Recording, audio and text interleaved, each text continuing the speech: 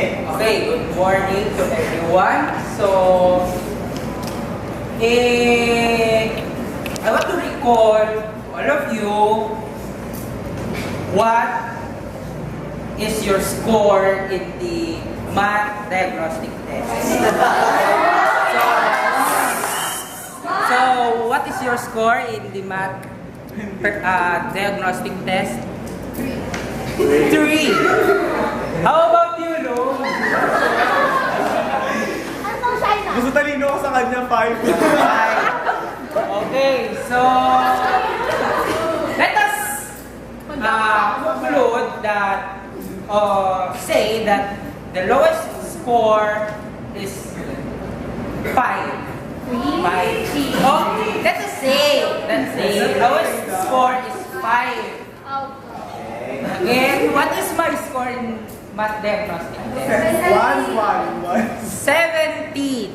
So even though it is 25 items, 24 plus 1, 17 is not a good score. But then, I am the highest in the math diagnostic test. So, in our economic class, we must not stop on what is the data. We must go beyond the data. Am I right? So, the data says that Mr. Bennett Andre Ubiña is the highest in the math diagnostic test. So therefore, we can say that I am good in math. So I have 2 proofs to you that I am great in math. First, in these certificates, and second, by a simple equation. Okay, so these certificates will show to you that I am good in math.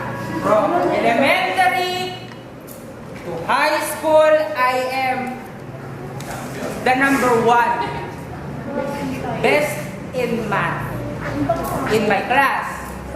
Then, in my school, we have this, what we call Math Quiz B. And for your information, I am the champion of all of these Quiz B's. So second, I have this mathematical equation. For instance,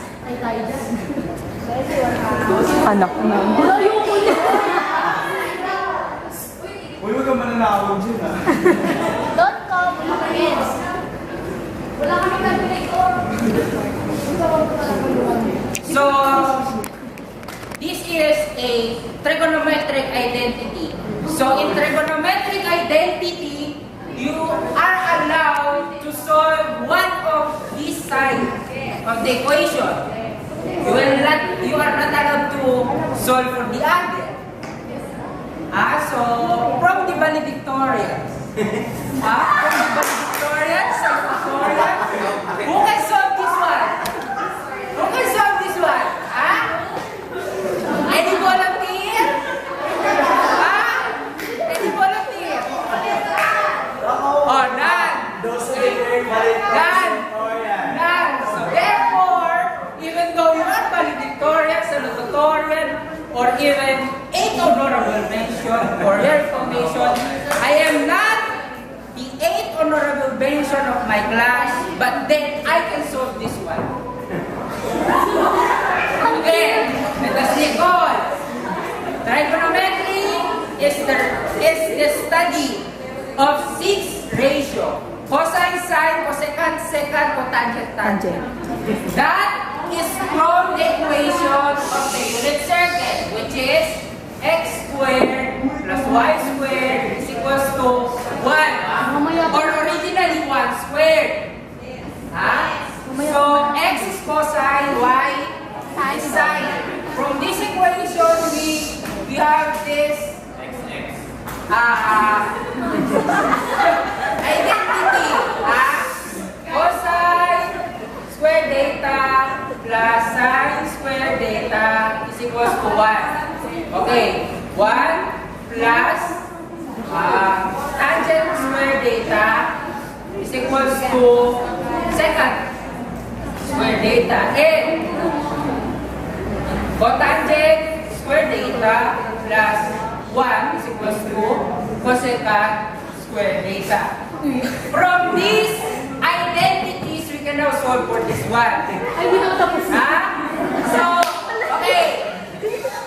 The equation have two sides. So, therefore, you have two options to solve this one or to prove this identity. So, from this, number 1, let us solve for this side. So 1 from the equation, 1 is equals to cosine square data plus sine square data. So we can say that cosine plus sine minus cosine. So we can solve for this one. Same variable, therefore they are equal.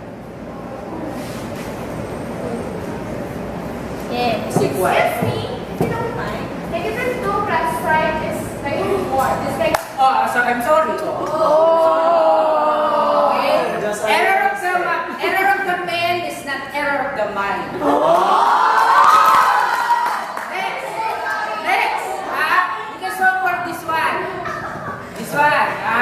So cosine from the equation is equals to 1 minus sine square data. 1 minus sine square data minus sine square data is equals to 1 minus 2 sine square data.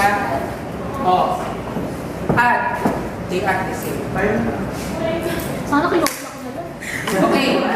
Math is, we can say that even though math is komplikado, maraming masalimuot, but then math shows that in every problem there is a solution. So I am here to help all of you in terms of math, but then I will help you if the price is right. Thank you very much.